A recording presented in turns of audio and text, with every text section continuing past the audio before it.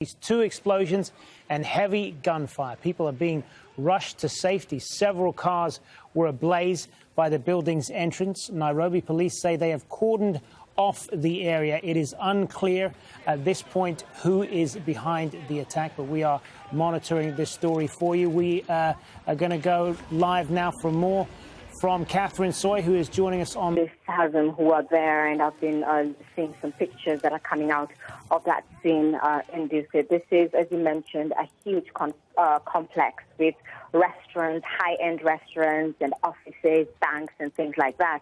And what we're told happened is that this one vehicle arrived just about an hour or less than an hour ago, and there was a suicide bomber there, according to sources. This vehicle, two of them exploded, and others went in on foot. It's not clear how far they got into the complex. Like I mentioned, it's a huge complex, but police have said that they have the situation under control. They've cordoned off the area. Special forces are there, as well as different other units, police units. They are rescuing people, going door to door, getting people out of these offices, and also there's going to be intense investigations of these people as well. And as you mentioned, it is not clear who has instigated this. No one has claimed responsibility yet. Yeah, as you say, Catherine, we don't know who is behind this attack, but Kenya has unfortunately seen attacks like this in the past, and many of them have come from Al-Shabaab in neighboring Somalia. There was, of course, the attack on the shopping mall in Kenya that happened a few years ago. Absolutely. This shopping mall, Westgate shopping mall, this attack happened in 2016. Dozens of people were killed. And just a few days ago, the people who had been charged with this crime were in court. It was Judgment Day. One of these 4 people was acquitted. 3 others have been found to have a case to answer. Then we have another attack on Garissa University. This is a university in the north of the country. Again, many students were killed in that attack. And it's also important to note, Hazen, that this attack coincides with another attack in El Ade in Somalia, in southern Somalia, in 2016. This attack happened when Al-Shabaab fighters, many of them attacked a camp, an AMISOM camp where Kenyan soldiers were, and many Kenyans were killed in that attack as well. Police, we have not, the Kenya military has not been able to tell us how many soldiers were killed in that attack, but there are many, more than 100, we're being told as well. So this is quite discomforting to hear, a lot of concern that this has happened. But it's also important to note that over the years, this kind of attacks have gone down.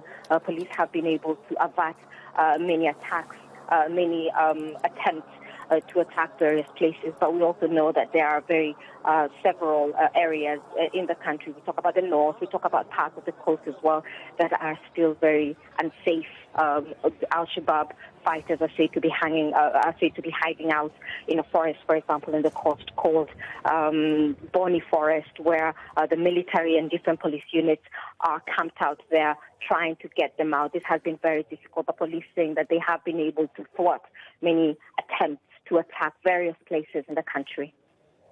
And Catherine, just in terms of the background to this, as you say, Kenya has seen a number of attacks from Al-Shabaab in the past, and we don't know at this point if Al-Shabaab is behind this. But why has Kenya been in the past a target of these kind of attacks? You know, Kenya sent its soldiers in 2014, sent its soldiers into Somalia and joined AMISOM to help in the fight against Al-Shabaab. And since then, Al-Shabaab fighters, the leaders of Al-Shabaab, have said that Kenya is a big target, says that Kenya is an invader. Kenya has sent illegally troops to the country, has invaded Somalia, has invaded the internal politics of Somalia. And there's at one point, leaders of Somalia, of Al-Shabaab have said that they they're going to leave Kenya with blood flowing in the streets. And after that announcement several years ago, we saw many attacks in different parts of the country, particularly, like I mentioned, when it comes to the north and some parts of, the coast as well. So many attacks, people being killed and things like that.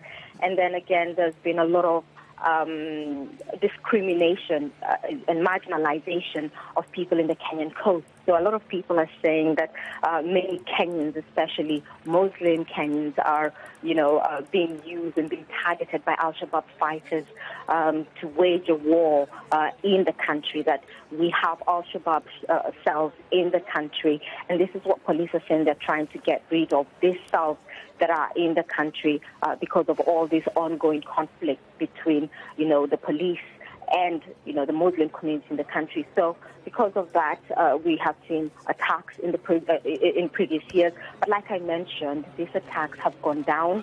But, what has happened today, it is really Al-Shabaab, and if they claim responsibility for this attack, it's going to be very worrying to many people who, have thought that, these attacks have really gone away.